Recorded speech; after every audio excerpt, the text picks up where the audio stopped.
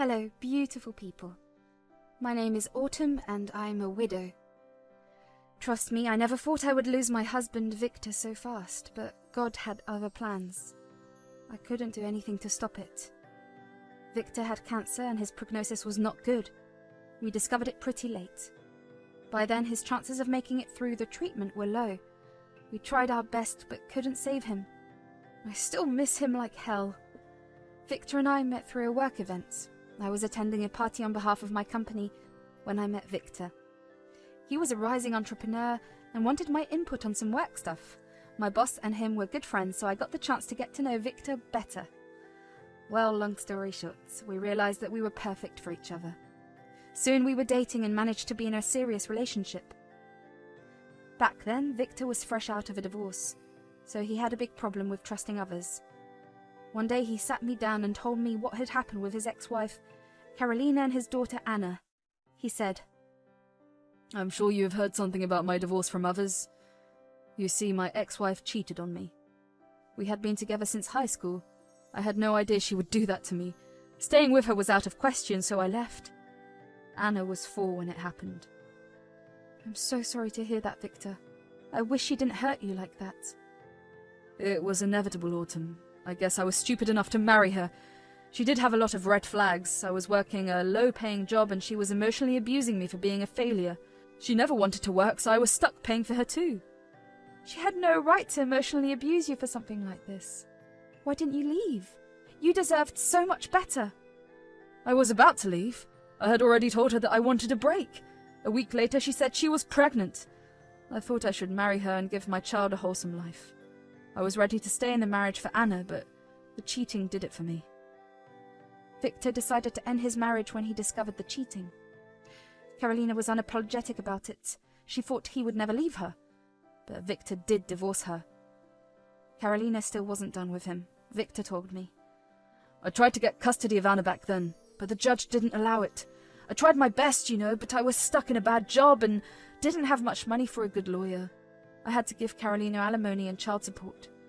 I did it for my kid. But I later learned that Carolina was spending the entire month herself. By the end of the month, she was back asking for more. Oh my God, poor Anna. How could she do this to her child? You don't know her, Autumn. Carolina is a vile woman. When Anna was 10, she told me that Carolina was never spending much money on her. Hell, I discovered this when she called me begging for school supplies. At that point, I knew I had to be better for my child. That's why I started this business, Autumn. Yes, Victor did everything for Anna. He worked hard and set up his business so that Anna gets a better life. After becoming successful in his work, Victor was able to file for custody. However, the custody was split 50-50, and Victor still had to pay lots of child support for Anna. He knew that if the payments stopped, Anna would face the consequences, so he never protested. Over the years that I dated Victor, Carolina's character became pretty clear to me. Anna grew very close to me while her mother couldn't even stand the sight of me. When I and Victor got engaged, we had to invite her to the engagement party out of courtesy. She made a huge scene when she came. She simply walked up to me and said, "Don't think you've won just because you're marrying Victor. If you hadn't come into his life, Victor would be back with me. You are a homewrecker and don't have shame breaking up a family." You are the homewrecker, Carolina. Don't act like you didn't cheat on Victor. You mean nothing to him now. If you think that, you are wrong. I am the mother of his child. I can still take half of his assets for Anna. You won't be the only one enjoying his money. I can assure you that. Yes, this woman was delusional. I didn't know why she used her daughter to extract money from Victor. Anna was a sweet child and didn't deserve such a vile mother. From my conversations with Anna, I could tell that she didn't like her mother as much. I wasn't surprised, since Anna was used as a puppet by her mum. I hated Carolina for what she had done to Victor and Anna. However, the entitled woman was not done surprising me. Carolina was so controlling that she kept Anna from seeing her father. She would constantly demand money from Victor in the guise of meeting Anna's needs. Victor didn't want a conflict, and we gave Carolina the money to keep her from abusing Anna. I could tell that Carolina had planned everything out very carefully. However, her future would not be very bright. I made sure of it when I discovered her true intentions. Victor was diagnosed with cancer just 3 years after we got married. It was a painful time for the entire family. There was only one person who didn't give a damn about Victor, and it was Karolina. She was busy asking Victor for information on Anna's inheritance. She believed that as Anna's mother, she should get half of his inheritance. Yes, that's exactly what she wanted from Victor when he was dying. She said, "I want to know everything about what you are leaving to Anna. Since I'll be managing her estate on her behalf, I need to know everything." "Will you stop talking about inheritance? Victor is still pretty much alive. How insensitive can you be?" "Look, this is not about you. I have Anna's best interests and want to make sure Victor doesn't leave you everything. I'm here for my child who he fathered." "You are here for yourself, Karolina. You don't have to pretend otherwise. Don't worry, I will leave half of my inheritance to Anna." What Victor never told her was that he had his plan for Anna. I later learned from his lawyer that he made me the manager of Anna's estate until she turned 21. After that, she would have full control over her share. This man thought about everything, even when he was dying. His top priority was his family, and that is why I know I will never find someone like him again. It crushes me to think he is no more. Before he died, Victor told me a secret. He said, "When I am gone, I want you to go into my study and find a secret box. The key will be near it. I have left you a letter inside. I want you to read it as soon as possible." "Let's not talk about this now, Victor. I don't want to think about losing you." "I know this is hard, Autumn, but Karolina will try to benefit from my death. I don't want that. The letter will help you and Anna get to your just inheritance. Promise me you will read it and do the necessity. I will rest at ease if you do." "I promise I will read it, Victor. Don't worry. I will take care of Anna. She is like my own." After Victor's passing, I was determined to keep my promise, so even with my heavy heart, I managed to find the letter. When I read it, my world shifted on its axis. Immediately I knew why Victor wanted me to reach the letter as soon as possible. With all the information I got in the letter, I was ready to ruin Karolina. However, I knew I had to wait. I didn't have to wait long. That greedy woman Karolina didn't even give me time to grieve. I had invited her to Victor's funeral as a courtesy, and because of Anna. I was almost certain that she would not care about Victor's funeral, and that she would only show up during the reading of the will. However, Karolina did show up to the funeral. But she was not there to pay her condolences or grieve for her ex-husband. She wanted something else. Even before the funeral was done, Karolina walked up to me. Right in the middle of the crowded funeral home, she said, "So, now that everything is done with, it's time you give me half of Victor's assets. Be quick about it. I don't have all the time in the world. I have places to be." "Excuse me. Have you no shame, woman? The funeral isn't even over yet, and what the hell are you even talking about? Why should I hand over half of Victor's assets to you?" "Well, I am Anna's mother, so I should get her share of the inheritance. Victor promised me half of his property before he died, so you better hurry up and give it to me. Those assets belong to Anna and not you. Why in the world would I give you anything?" "Because I am Anna's mother. Don't try to be smart, Autumn. You cannot cheat me out of my share." "Mom, stop it! Dad's funeral isn't even over yet. Have some respect for his memory. Why are you doing this?" "Don't tell me what to do, Anna. This woman is going to cheat you out of your fair share and mine. I'm here to make sure I get half of Victor's assets so that I can safely keep them for you. Autumn, you need to hand over the paperwork for my shares. My time is precious." "Karolina, you have no shame. You have some nerve walking up to me and demanding my late husband's assets. You are just an ex-wife and don't deserve anything." "I might be an ex-wife, but I'm still the mother of his child. Technically, you are the one who shouldn't get anything since he never had children with you. Give me my share now, Autumn." "Only Anna deserves to have half of Victor's shares, Karolina. Why should I give it to you?" "I am her mother and she is a minor. Naturally, I will take over her inheritance and manage it. So, they are my assets now. Now get working before I call a lawyer and sue you." By then I was fuming. Everyone around me looked extremely uncomfortable. They were even eyeing Karolina skeptically. Poor Anna was still crying and didn't have the energy to stop her mum. So I took matters into my own hands. It was time, and I knew it. So I said, "Since you already made a spectacle of Victor's funeral, I have no intention of saving your face. Everyone already knows exactly what type of woman you are. But this time I will make things even clearer for everyone." "What do you mean? Don't you dare go making up lies about me. I won't tolerate it." "There are no lies, Karolina. Victor left me a letter before he died. It contained a lot of information about you along with proof. Why don't I just read it to everyone? Then we can all decide if you deserve his property." "All right, go ahead. I have nothing to be scared of. Your empty threats won't keep me from my and Anna's inheritance." So I took out a huge envelope from my bag. It did contain everything that I needed to destroy Karolina. To be honest, I didn't have the heart to hurt and humiliate Anna. But I took her permission beforehand, so she was prepared for what I was about to do. In front of everyone, I opened the letter and started to read. "Dear Autumn, if you have found this letter, I have already passed away. I don't know if this letter will come as a consolation or become another bad memory of my passing. All I know is that you are hurt and need some support right now. To be honest, I almost didn't write this letter. Something about letting sleeping dogs lie. But I know Karolina will become a problem for you once I am gone. I wish I could help you right now, but this letter is all I can give.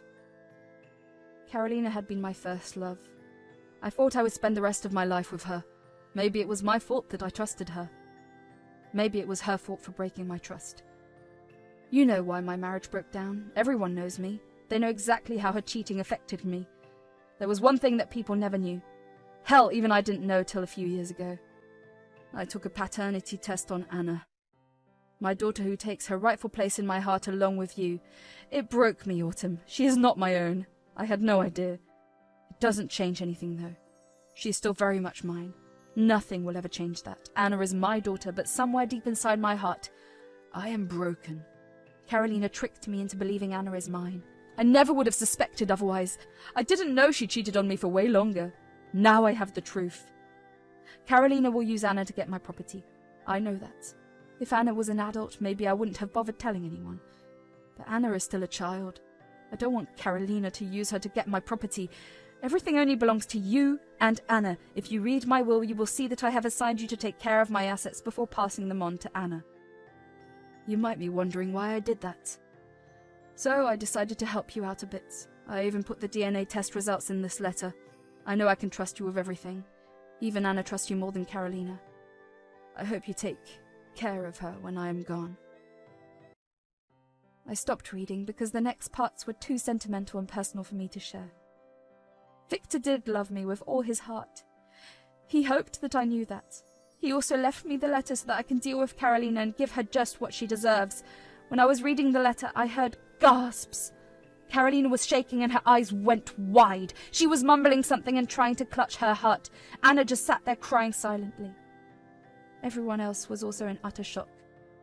When I stopped reading, Anna said, "You are one vile and dishonest woman, Mum! How could you do this? Do you have no shame?" "Anna, listen to me.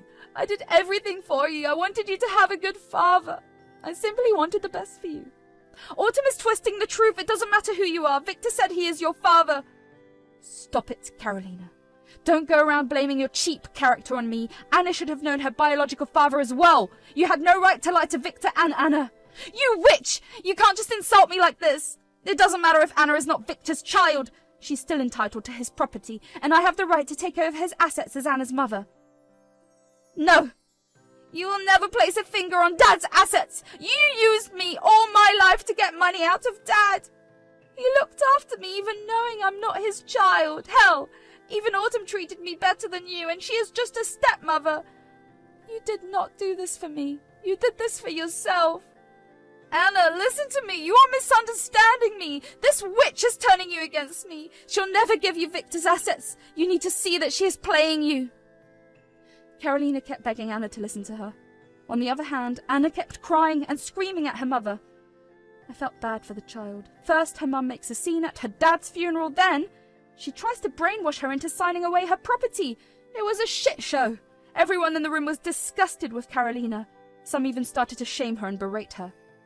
When Karolina saw that she was cornered, she started to verbally attack Anna. She said, "You ungrateful child! I should have gotten rid of you. All these years I raised you and now you decide to betray me? I deserve half of Victor's property. You are just a minor. I'll get everything whether you like it or not." I think you missed something from the letter, Karolina. Since the estate lawyer is already here, he will tell you how I am supposed to take care of Anna's assets until she is 21. Till Anna turns 18, you will only get the child support payments that you usually do. So she won't get to spend another penny from Dad. I'll move in with you, Autumn. Will you let me stay with you? I'm only a few months away from turning 18. Of course, Anna. You can stay with me as long as you need. This is your father's house, so it's yours as well. I'll do the needful to make it happen. How dare you, Anna! Autumn, I won't let you steal my child and my inheritance! I will sue you! You won't get away with this! I'll get my child support payments and the assets! By then I had enough of her behaviour. I was mentally drained, and so was Anna. It hurt to look at the poor child. Everyone noticed, and before I could do it myself, they took the liberty to kick her out. What broke me was that Karolina didn't even try to coax Anna into going home. All she cared about was the money and assets. But at the same time, Anna held on to me and refused to let go. She no longer wanted to be with her mother either.